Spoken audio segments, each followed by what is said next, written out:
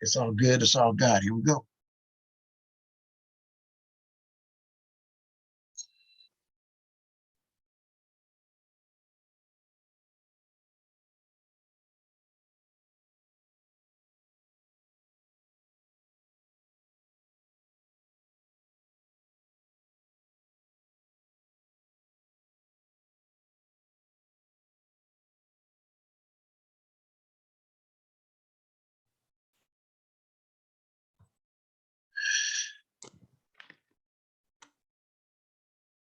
How you doing, Cousin Jerry? Pretty good. How are you? Good, good, good.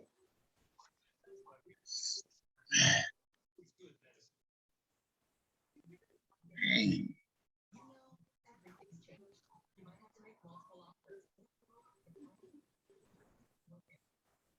It's good to see everybody. This is the time when we do our checks, tech check to make sure everything is, your audio and your visual.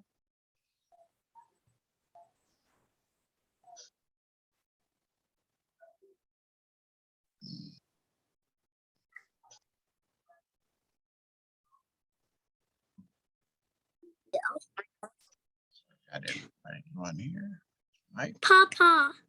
Sunshine. So we turned our volume off.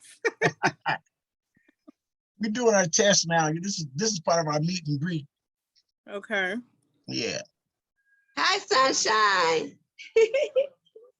All right, I'm photos and stuff. I'll get it together. I turn off my my video or my mic. Sorry. That's my daughter Bridget. Yeah. Anything.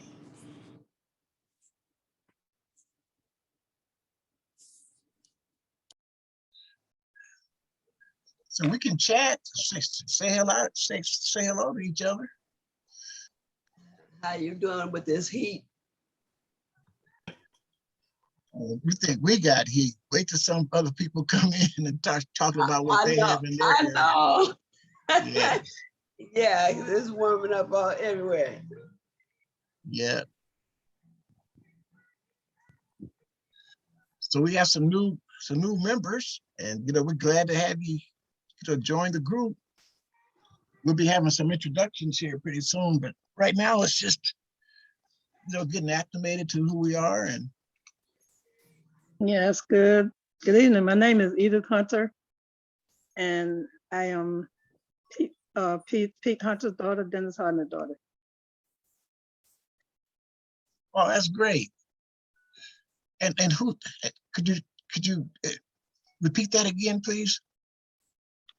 On my dad's side, my dad's name is Dennis Harden, and my mother's name was Eva Harden. Okay. Great. How about you, Ty? Can you hear me? Yeah. Okay. Name is Tyrone Montgomery. New to the group. Jerry and I spoke a week or two ago after seeing the match on Ancestry, and I think he knows more about me than I do. He can probably tell you how we're connected, but we do have the genetics on Ancestry. Most of my folks, my mother and father's side, are from Greenville and Mississippi, Alligator, Mississippi, down around that way.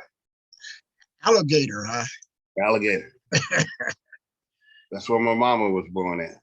That's Grew up cool. in Greenville, but she was born in Alligator.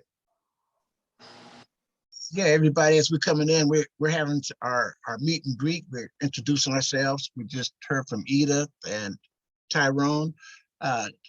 Mike, could you give us a brief one, and then we'll go to Phoenix jumping over there, and then we'll go to Larry. A brief introduction about yourself, your name, where you're from, and what's your interest in DNA?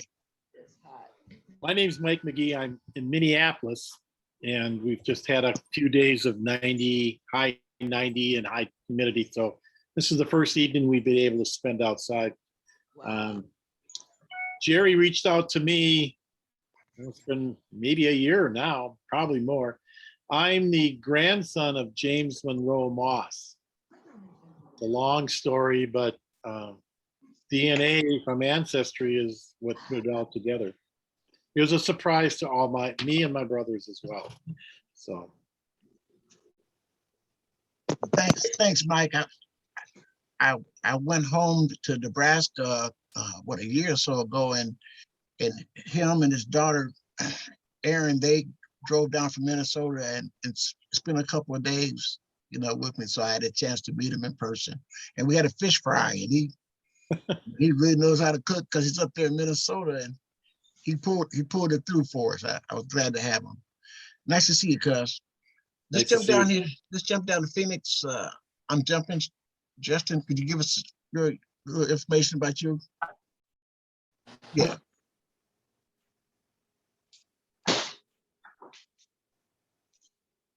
Is your mic on, Justin?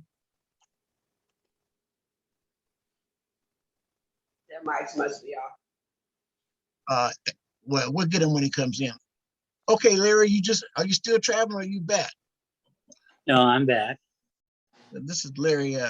Give us a brief intro, cuz. Can you hear me? Yes. Okay, well, I just returned the 9th of July. It was my third trip. I guess trying to get family data,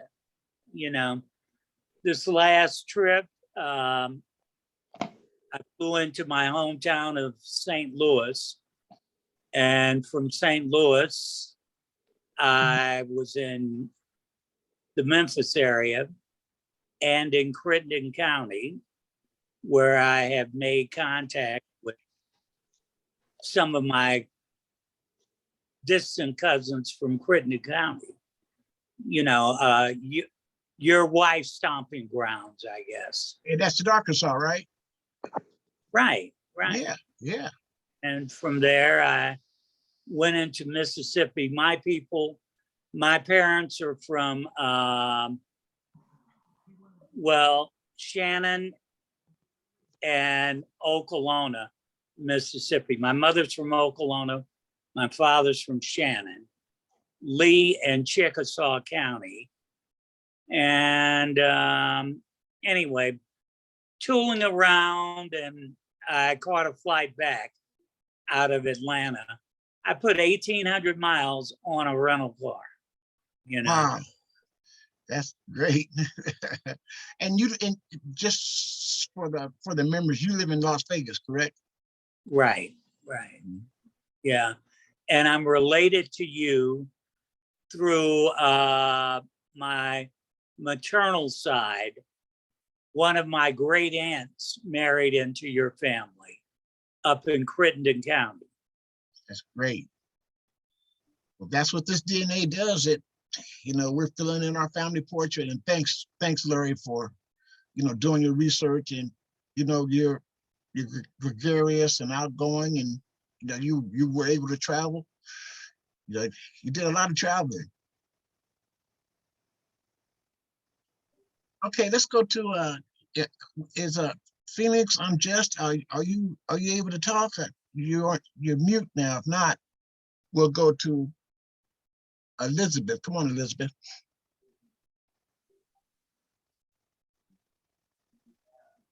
Elizabeth? I'm here. All right, your intro. Hi, I'm Elizabeth. I live in San Diego, California, as well as Jerry. I met Jerry, through Ancestry. I know that I'm related to him through my biological father's side. I take it, but still learning.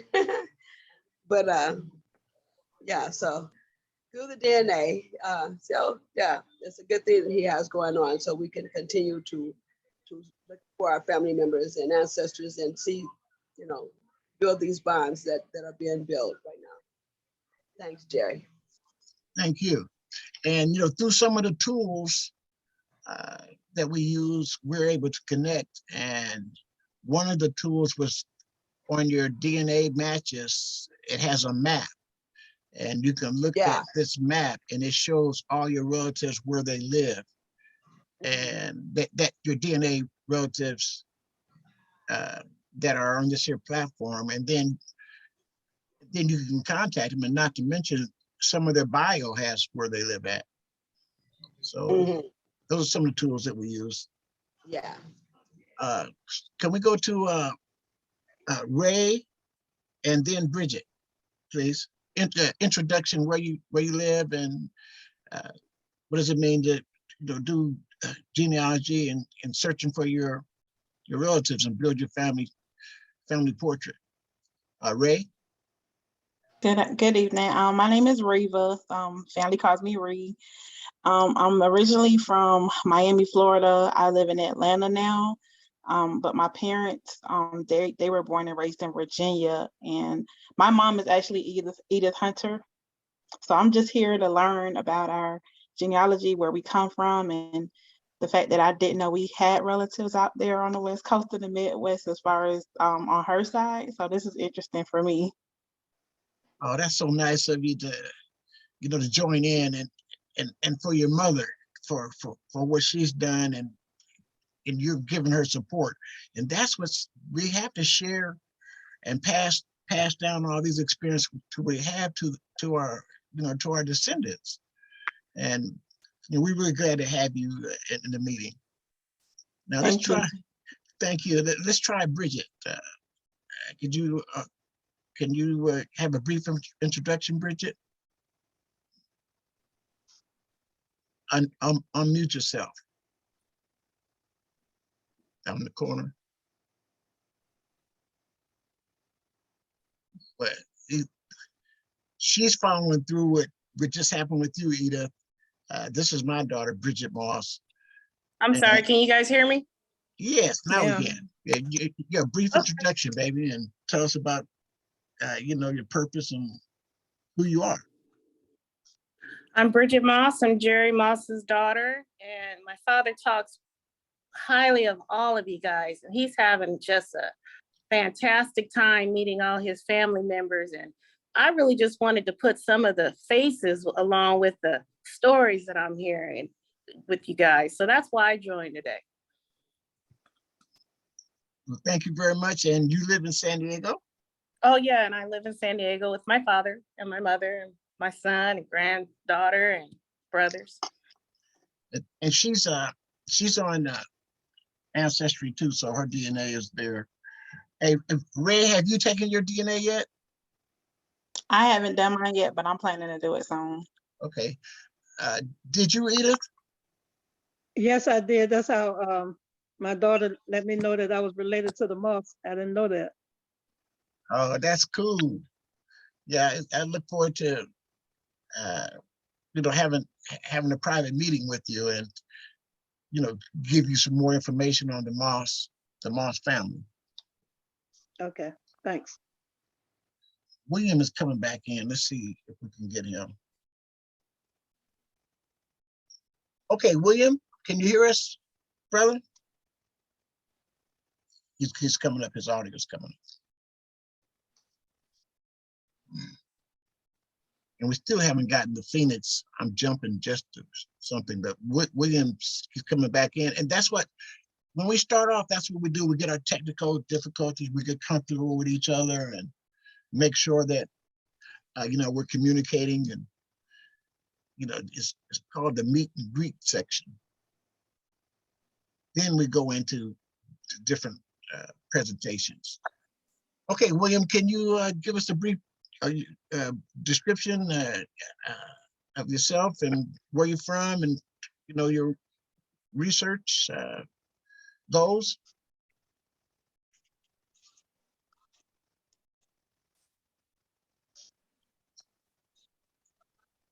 William, can you hear me? Yeah, I can hear you now. Okay, go My ahead. brother. Say again.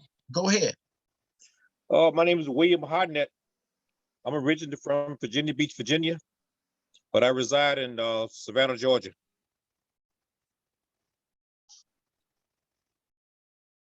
What is your purpose for taking a test and being involved with this genealogy? What does it mean to you?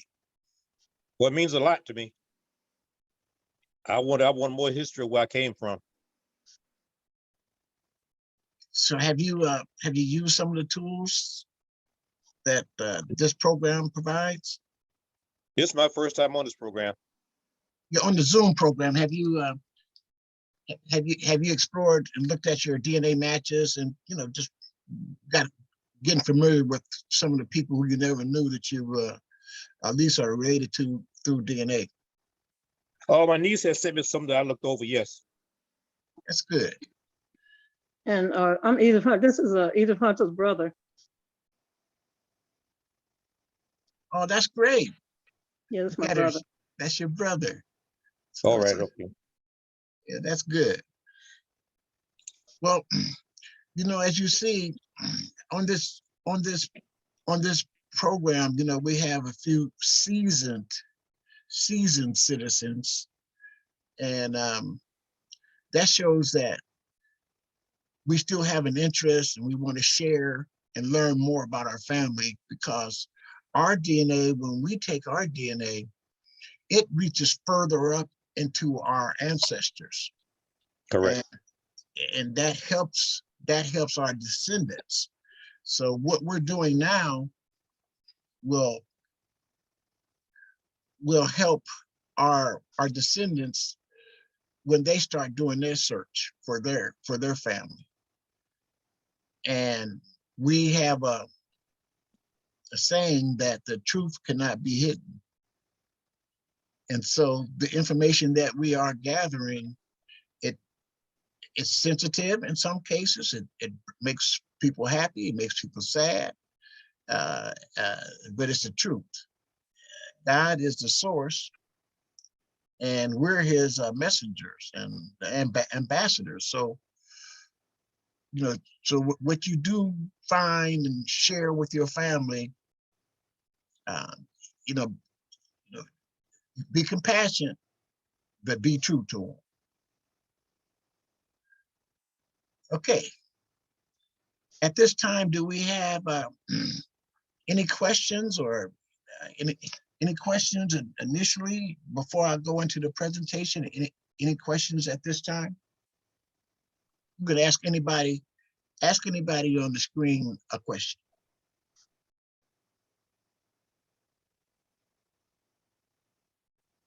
I have a question. Go ahead. So because we're new to everything, I'm still learning how to use the tools. But is there anyone that already knows how the relatives made it to Virginia? Because there are so many of us in Virginia. Very good. Yeah, I will be able to show you that when in my presentation. Okay. I can answer that question. Awesome. Thank you. What you got, Tyrone? Yeah. What other questions do you have?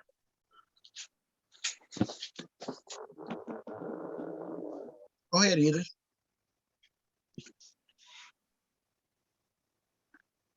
I saw another Elizabeth on there. Was that an Elizabeth Hartnett? Elizabeth Habit. Habit. Oh, Habit. Oh, okay, I got you. It was small and I couldn't see. I know I had a sister named Elizabeth Hartnett, so I was trying to figure out if that was the same. No, was it a Hartnett? I couldn't understand the writing. Okay. So what I'm going to do now, I'm going to go into, when I sent out my meeting invite, we have switched to the weekdays. We were meeting on the weekends, the first and the third Sundays of each month. And we switched because we wanted to reach out to more people and free up people for their weekends. And as you know, this is prime time. And one of the competitions that we have right now is the baseball. The All-Star game is on. So prime time is when more people are available, across the nation. So that's why we switched. And we had to pick a day too, because like the football season's coming up, and you got the Mondays, and Monday night football is Thursday, and then we had church, different Bible studies. So we had to come up with something, and because we want to communicate. And so this is what we're gonna switch to, the first and the third Tuesdays at this time.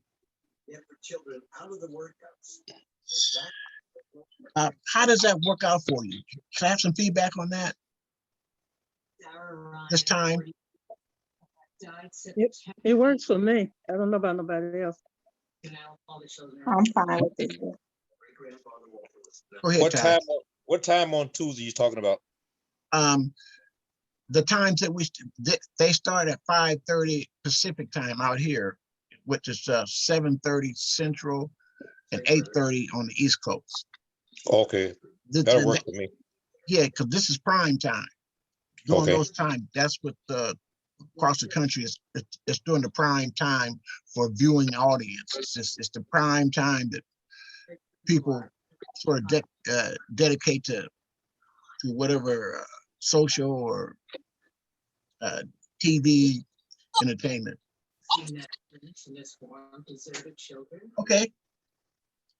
I'm going to, on my invitation, I did have on the invitation is that I would be sharing some information about, here comes Tamara real quick. We'll get her right before I start the presentation.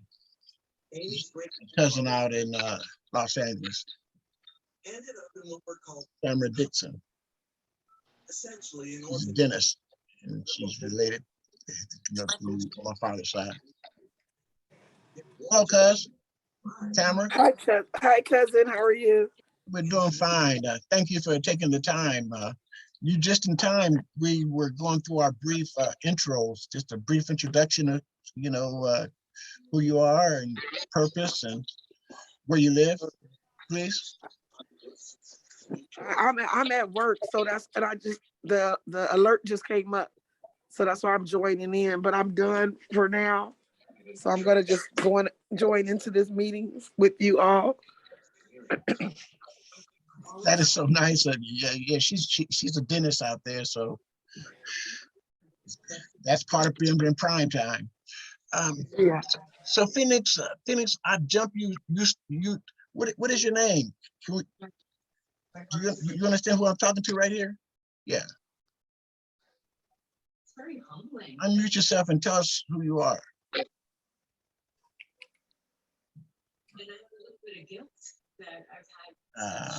I guess he doesn't have that down. So yeah, Tamara, I was just giving them the introductions. I was going to go into the presentation.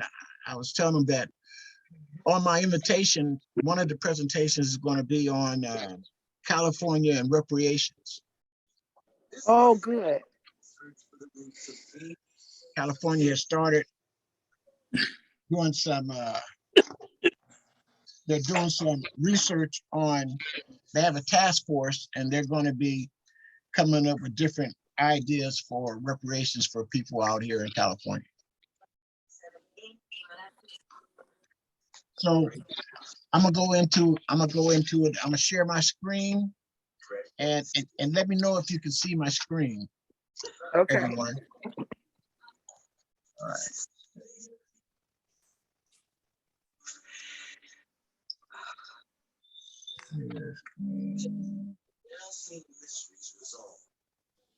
Ancient men ancestors they never knew existed. Can you see this?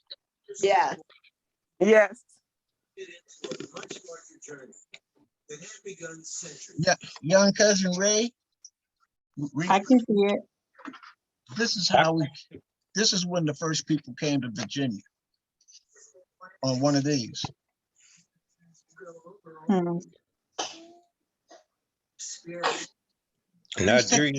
Nigeria ship. That's one of them. it's called Navarre Nadrir. The tree, okay. Mhm. Where did this come into? It was in Virginia. Oh, wow, okay. Hmm. Please take a minute, just a few seconds, because this is how I am starting my presentation. Take a look at that. And we're talking about reparations. Take a look at that picture. And then just say to yourself, what's going through your heart and your spirit when you see that?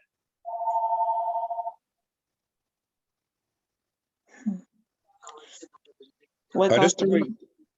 is this the way peoples are laid on this ship or what? Yes. Oh, man. I just think that there's no way to ever pay us back for any of that. They couldn't even come close.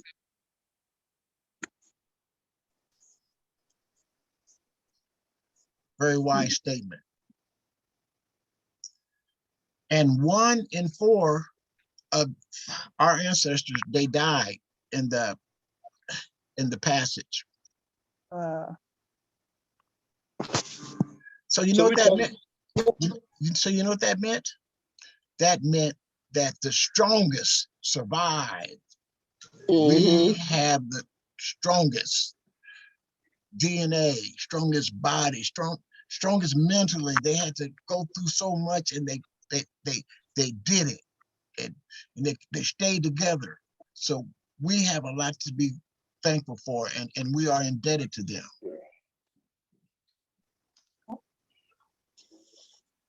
Wow.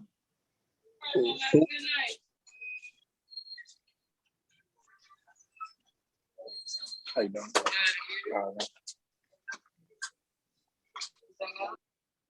Okay. Okay. So now, that being said, I'm gonna go into the task force. California Task Force. They had a task force. They started in 2020, and they met for about a year, and they had an initial report, interim report that they gave out in June of this year, and they're going to have recommendations that they're going to submit to the legislature by this time next year. So let me show you some more.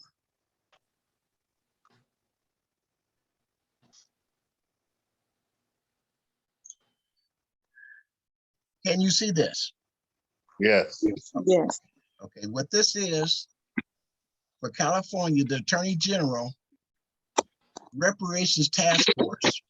And here are the members. There's 9 people in California. And one of these members, here she is right here. This is Monica Montgomery. She's a city council pro tem here in San Diego. She's one of the 9. And these are the 9 people who were selected on this task force. And this assembly bill established to study and develop reparation proposals for African Americans. Now listen at this, with special consideration for African Americans who are descendants enslaved in the United States. See, so they had to come up with who's eligible. And those are the ones that are going to be eligible that they decided 5-4, they voted. And these are the people who are descendants of persons enslaved in the United States. And that was like before 1900.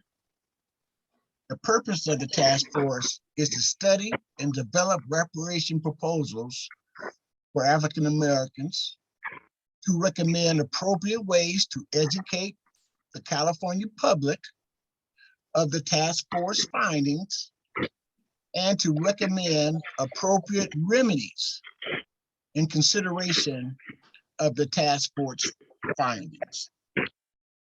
So that's what it is. And I gave you the link to this, and then you can come over on the side and it talks about the meetings, the reports. They're over here. Do you see these links that I'm touching? The links that I'm touching over on the right-hand side? Well, anyway, there's the links. So when you, it's in the meeting invite. When you click on that link, you'll get this proposal, and it goes into the different areas. Let me just see what this one is showing. Can you see that task force to study and develop? You see that one? Yes. Okay. So what it does is it was enacted September 30th, 2020. And that's when they started this task force. And they had meetings. And here's a meeting. So they got the past meetings, the video conferencing. You can look at those. And then here's the report. They have a report that came out, and here's the full interim report, executive summary, key findings. Let's look at the preliminary recommendations, okay? Let's take a look at that.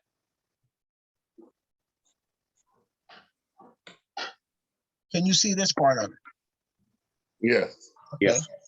So the recommendations for future deliberation: enslavement, end legal slavery in California by doing the following. We're going to delete language from the California Constitution that permits involuntary servitude as punishment for crime by passing the AGA. They want to repeal the penal code, pass legislation that makes education and mental health treatment a part of the plan, require that incarcerated people who are working in prison or jail are paid fair market value for their labor, or prohibit for-profit prisons from operating within the system, require that any goods or services available for purchase by incarcerated people and their families be provided at the same cost as the goods and services outside of prison. So you see, they're talking about rights for the incarcerated. That's what that section's on over there. To talk about racial terror, make it easier to hold law enforcement officers and correctional officers and their agencies accountable for unlawful harassment and violence. So it goes into the information, it goes into the different phases there.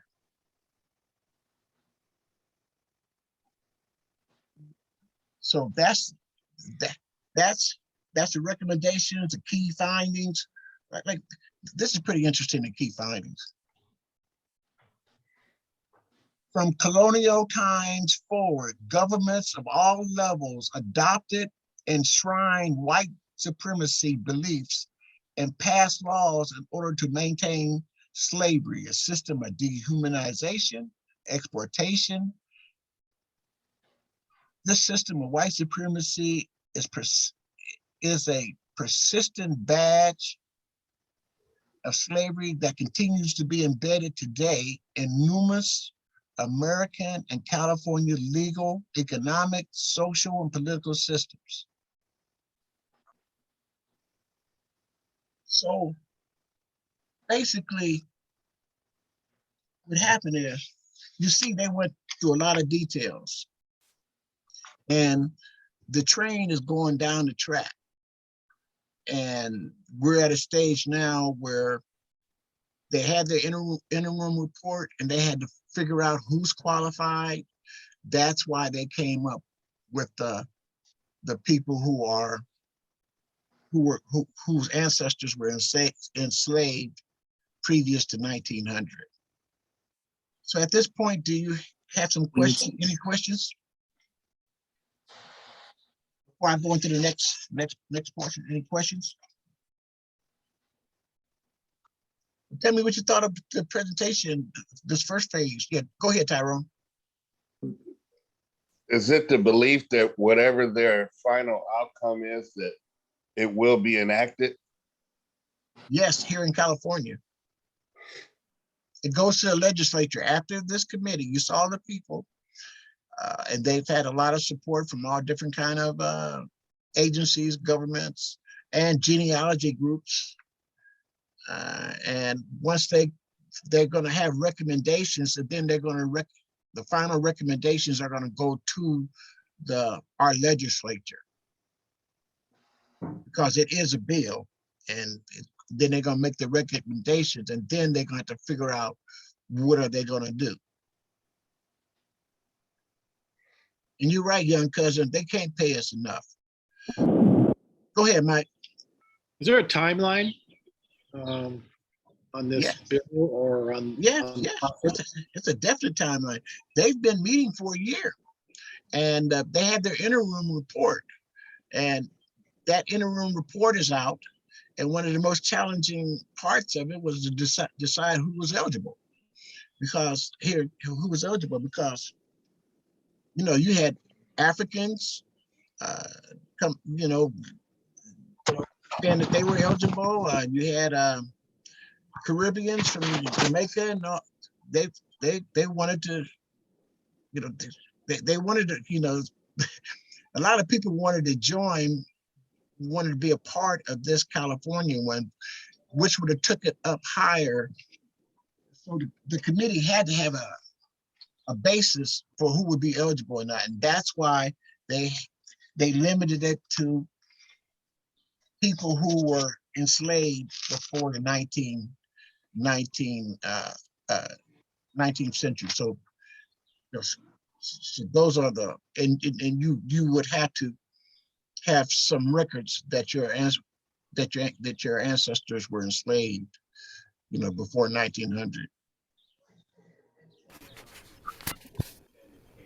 Okay, so we would have to get the documentation or the proof of our great grandparents and so forth to say whether or not they were slaves.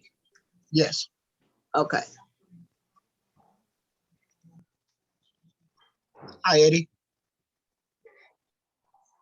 That's Eddie Henderson. He's one of my mentors. He's joining in with us. He's in Kansas City. Can you have a brief introduction, Eddie?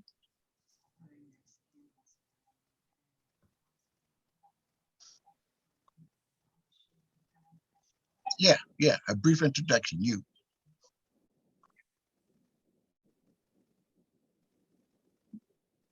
Yes, you, Eddie. Come on. What you gonna do? We gotta go over there and poke you or something? Hello, everybody. My name is Eddie Henderson. I'm from Kansas City, Missouri. Hi, Eddie. Hi. Eddie has a genealogy group also, and he meets on the opposite Sundays twice a month. Also, he had the same format that I have, and so he's one of our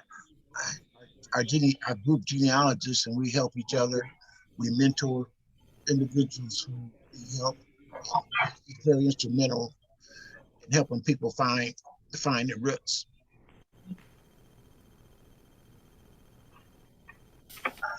Now, I'm gonna share another document with you.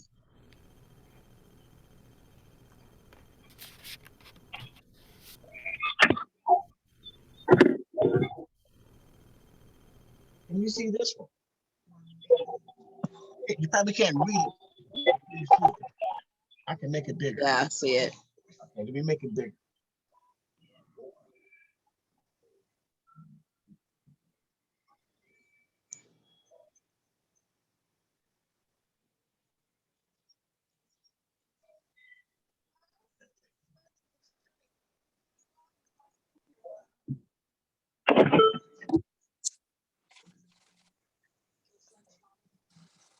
asked if I had to make it bigger. Eddie, how do I make this bigger? Eddie, I how do I make it bigger? gotta do a viewing. Go to view and select magnify. There you go. How's that? Yeah. Everybody, you can see this? Yes. Okay. What happened is we have a program, Eddie and myself, we have a program that's called Family Tree Maker. And some of our, it helps us, it takes the information that we put into our trees, and then it publishes it into a document like this. And so with the research that I've done, now I published it. Now this is one of the descendants of mine who was enslaved, and then it goes straight on down. As you see, this William Moss, he was born in 1820 in Alabama. He married a Martha, 1820. And you see, so they're definitely in slavery. Do you understand that, everybody? And so then, Yeah. and then their children was Reuben Moss, Henry D. Moss, and Virginia Moss. Well, this Reuben Moss right here, he's my second great grandfather, and here's where he's at. He was born in 1844, which means he definitely was enslaved. He married a City Roberts, and she was born May 1846 in Arkansas. And so what happened is Reuben and City, they moved to California, and they moved in California, and they passed away a month or so apart, 1911, and they're buried in Evergreen Cemetery in Los Angeles. So we do, and from Reuben and City, here's this James Monroe Moss right here. That's Mike, the gentleman who you just saw, who said his grandfather. That's his grandfather, and his grandfather is he's a great. This is my great grandfather, Thomas W. Moss. That's my great grandfather. So you see, he was born in 1866, and so through DNA, that's how Mike and I, he has a little different skin pigment, a little lighter than mine.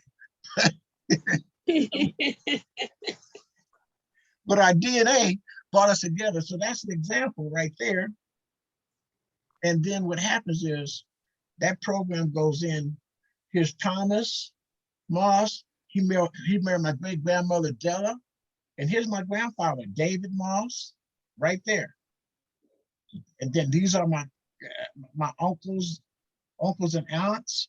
And so I matched them. My DNA matches them. So I talk to them. Then it goes to the sisters, it goes down, and look how precise that information is. It tells where they were born. Like David, here, this is my grandfather and my grandmother. See, the Burnells are in our family, and the Mosses. And then there they are. And here's my father, Hoover K. Moss. He was born in 1929. He passed away in 1994 in Omaha, Nebraska. Jerry, did you have to put that information in there, or it gathered it all from the plant? Our program, when we take your tree, it takes your tree, we load it up to the program, and then it does all that. It does it all for you. Okay. Is that the DNA painter or which one is that? That's Family Tree Maker. Family Tree Maker, okay. Yes. So can I have some questions? I'm opening it up for discussion. What was a lesson learned from that presentation that I just gave? Well, I say for myself, you know, because I'm just working on my biological dad's side, I would like to have that breakdown so I can see. I don't know everybody, but you know, just to have that breakdown is important for me to get it an understanding on that.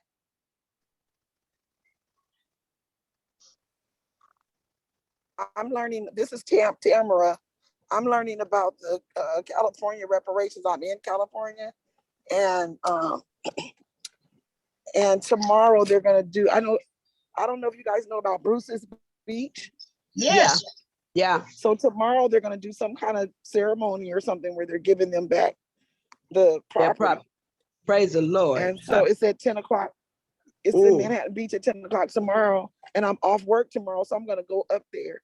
All right. Because one of my colleagues, her last name is Bruce, and I'm thinking that maybe those are her relatives. Uh-huh. Yeah, that's gonna be amazing. Yes, I want to be there. That's historic, you know? Yes, it And that's is. the first step in us getting reparations. And I'm interested in the reparation project that Jerry just presented to us, because there's a whole lot more that we need as far as reparations go. Yes. And I would like to work with them on that if I could, because I feel like we need to, as African Americans, I feel like we should be able to write off trips to Africa.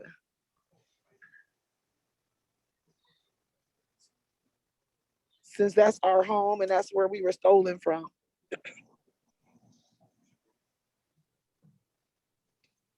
Did I cut off? No, that was it was just such a breathtaking comment. You know, vicariously to do that. I mean, that's awesome. Yeah. Yeah, if we could get that put into legislation, then we could write that off on our taxes.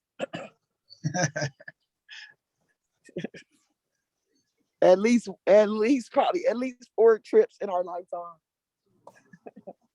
So we could hit all corners, all 4 corners. Some more lessons learned. Somebody else, can I have some comments from somebody else? Lesson learned from that. Go ahead, Tyrone. I think one of the things is through this meeting right here, we see how diverse we all are. Yes. You know, just sitting here and looking at all the faces and everything, but it shows, you know, this diversity also shows how connected and how small we are, even though we got from California, I'm in Mesa, we got people all across the country, but we're all still connected genetically. I think that's great. Thank you for that statement. And that was one of my purposes. That's why with technology, you know, we're able to be connected. You know, through slavery, they separated our family and sold family members. And after the war, the folks, they could reconstruct pretty quick. But we still haven't totally reconstructed our families.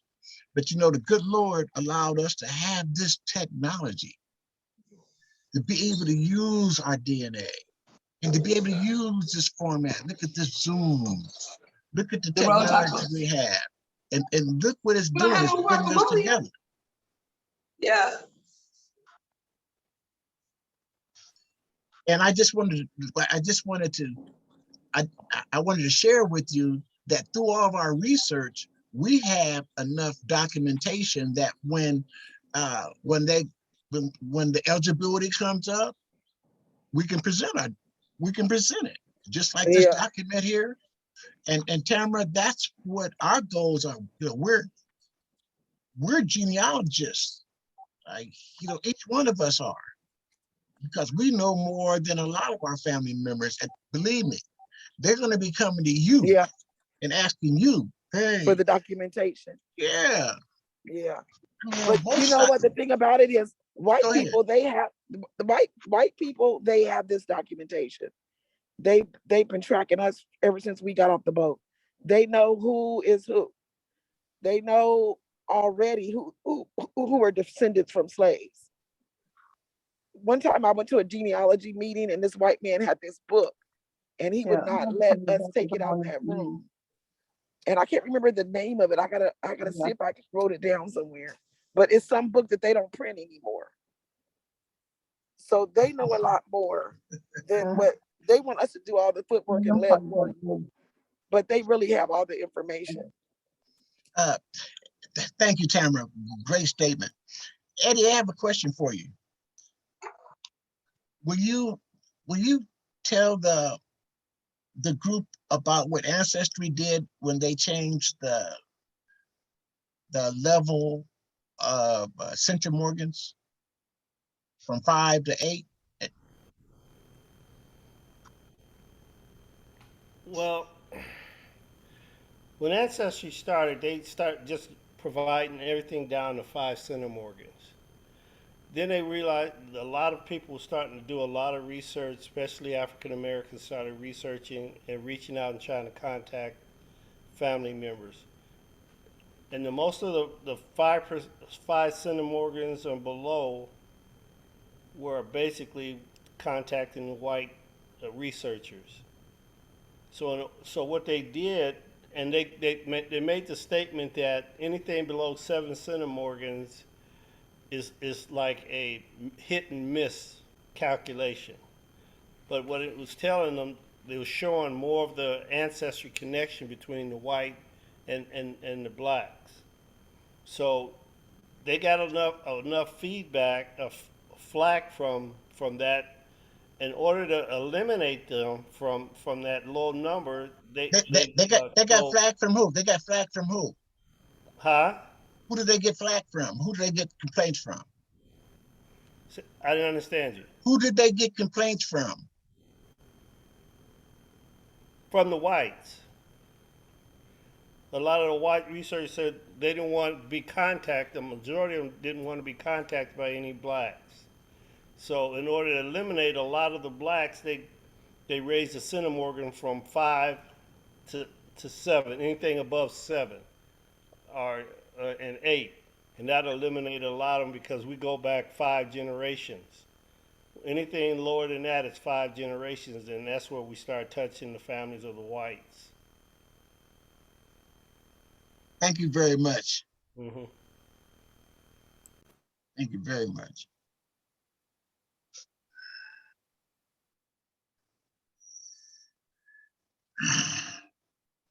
Are any other lessons learned? Questions, comments, thoughts? No, I'm mainly listening because it's my first time on being on here, so I'm mainly listening. What are you learning, Edith? Well, I'm learning of the the different ones that we're related to. And I was listening to her talking about was it California, and I was wondering if what she was saying was that mostly for the Californians. Yes, this program that I'm giving you, it's a base program. It's in California, but they have had other locations across the country have had some reparations for Black Americans.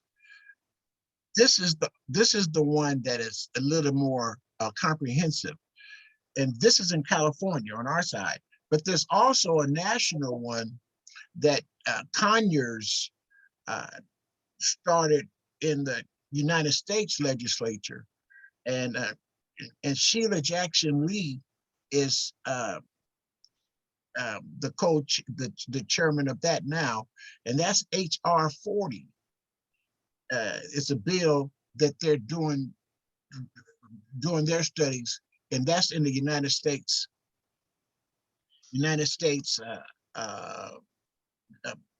Congress. Now, do you know the significance of the 40? the word, 40 acres and a mule? I've heard that. Do I've you, heard. do you know the origins of that story? No, not really. I'll share it with you.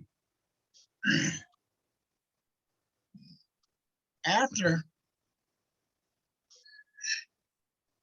we just celebrated Juneteenth, and that was very instrumental, and it has been celebrated from the Texans, because we had Lincoln, he abolished slavery, but that law, it applied to slaves could be freed if they were if they were in the North, but if the ones in the South, if you didn't, if we didn't have the land, if the land wasn't, if the land wasn't occupied by the soldiers, those slaves had to stay.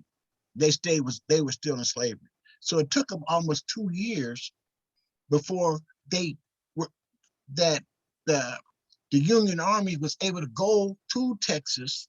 And when they went there, they informed them, hey, you are free. So that's when it happened.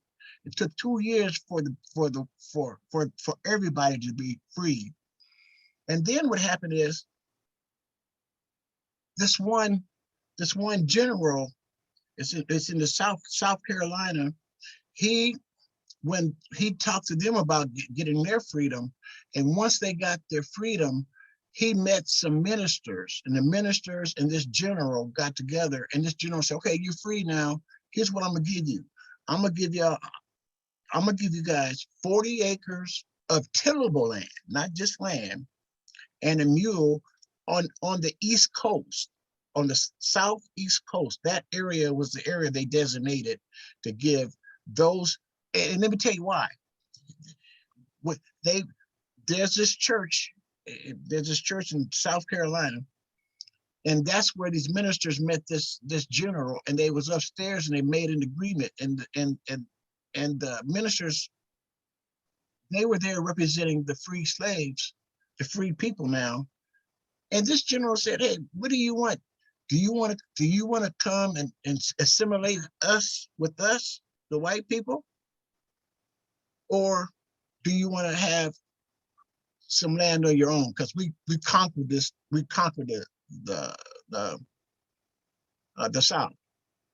You know what those ministers said? They said, look, we've had enough of these folks. They've been too hard. We don't want to assimilate with them. We want our own land, to till our own land. And because we're farmers by nature, we want our own land. And so you know what? They decided that's what they want to give them. So they gave it to them. They gave them land over in the southern coast, Southern California, southern eastern coast in South Carolina. They gave them that land. But you wanna know what happened? That's why they got it. But eventually what happened, those Confederate soldiers came back, and they came back, and through Jim Crow and all this other laws, they took their land back. And so then the black people ended up being sharecroppers for them, and they would charge them more money just to farm the land. So that's the story about the 40 acres and the mule.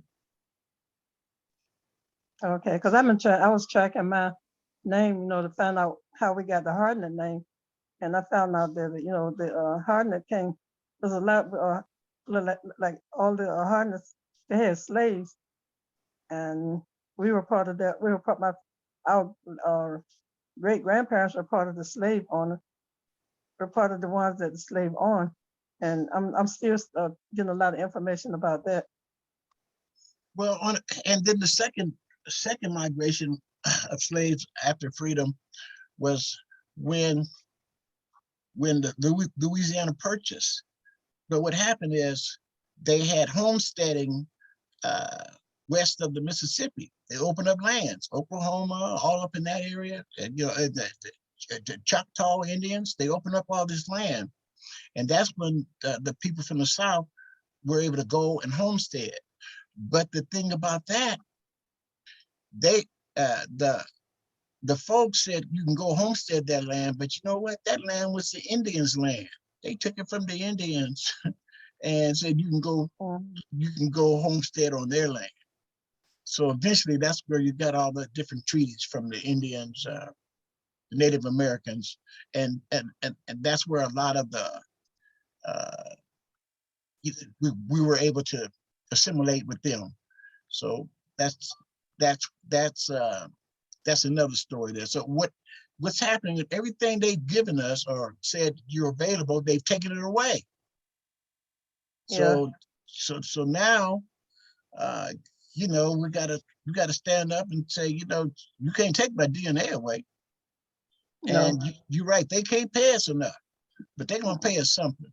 If they don't pay, they're gonna pay our descendants something, and it's gonna be soon. So please be encouraged, get prepared, because the train's coming. Okay. Thank you.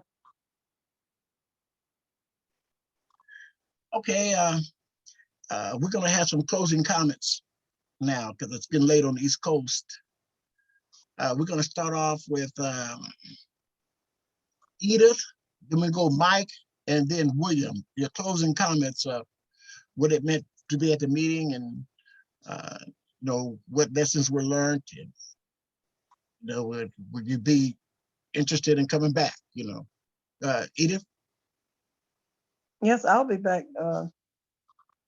It's once a month, right? Once a month. It's twice a month. The first and the third Tuesdays. So if you can't get one, you get another one. And another thing too, if you're on the mailing list, these meetings are recorded. I record them, and they're recorded up on YouTube, and so you'll be able to see All right, then. what transpired. All right, thanks. Mike, please. Well, thanks for all your preparation for this meeting. It was very informational for me. I do like the Tuesdays better than Sundays. Sundays are always so very busy with family having their time off on weekends. So I'm looking forward to Tuesdays, and I hope I can make a few more from the fish house maybe. So Oh, that'd be cool, cuz. William, unmute yourself, William, please. Unmute yourself, William. Unmute yourself.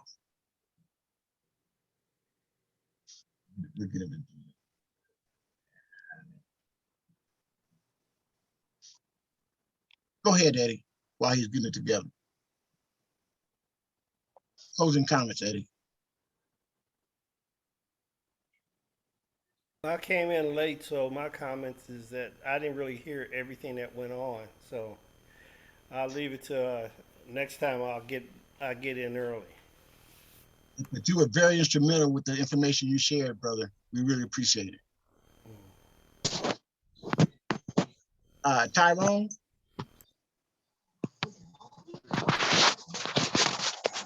I just want to say I'm appreciative since I got on Ancestry and building my tree. Actually, Jerry, I think, was the very first person who communicated with me over a year ago. But I have reached out to a few other people in this. Who did?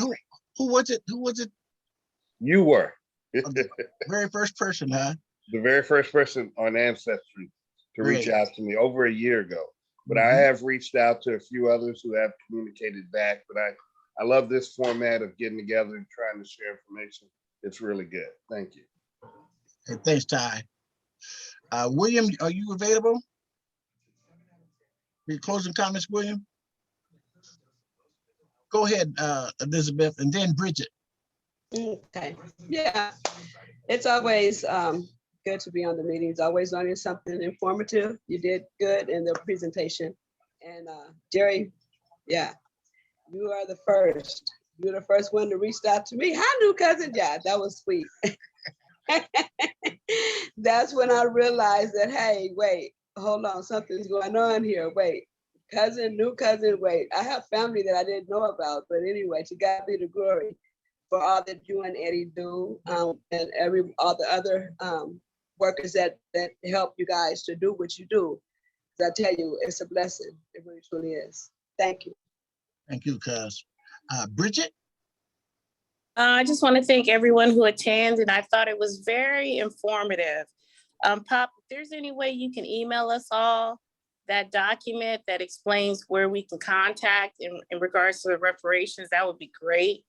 That's pretty much it. I'm signing out. See you guys soon. Thank you, love. Ray? Ree. Yeah. Jerry. Well, thank you for the presentation. I learned a lot from it as well. Just seeing how you were able to pull so many ancestors from just, following up on the new DNA information is, encouraging me to go back in and figure out how to work that tool. To put more names to places to see how we got to where we are. Well, we'll definitely help you, we're available to have private meetings with you and, have private sessions and share the screen and talk you through. So, we have members who will gladly do that. Okay, Tamara, Tamara, please.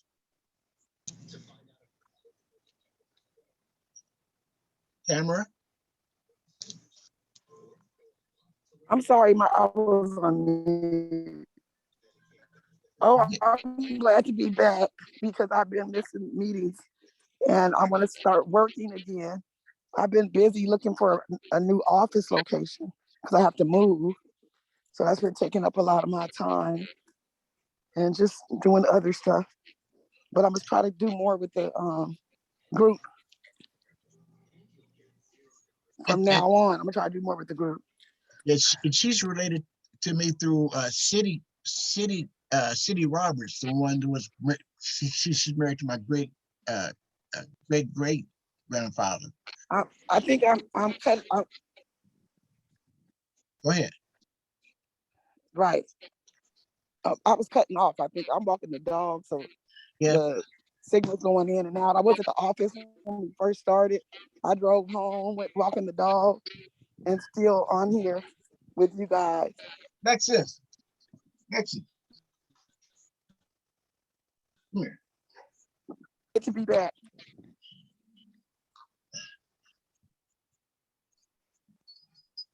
Okay, my closing comments.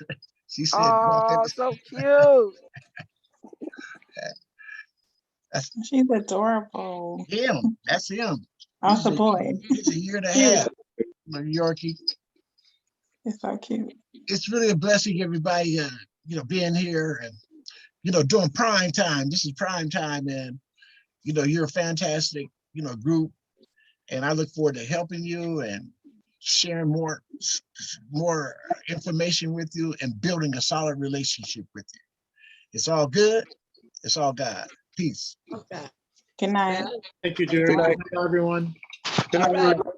Good night, everybody. Good night. William, he was calling you. Yeah, okay. I'm unmuted now, Oh, okay. but I got some good information tonight because I'm originally from Virginia, so I want to see what kind of program Virginia got for us. So I'm gonna start doing some research on that. Cool, man. We'll be working with you, okay, cuz? Okay, but I enjoyed tonight. I got quite a bit out of tonight. Thank you. Okay, y'all have a good night on the West Coast. All Okay. right. Good night. Yeah. All right.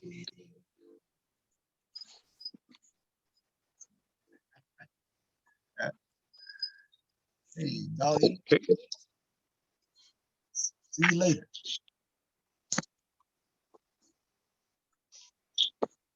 Take care, William. See you. Okay, take care now. All right.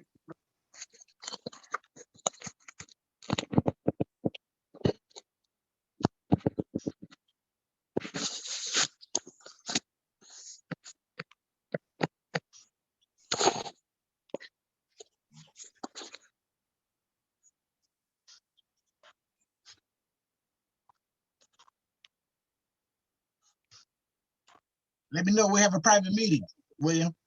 Okay, All right. I look forward to that. okay, good night now. Take care. Okay, cuz.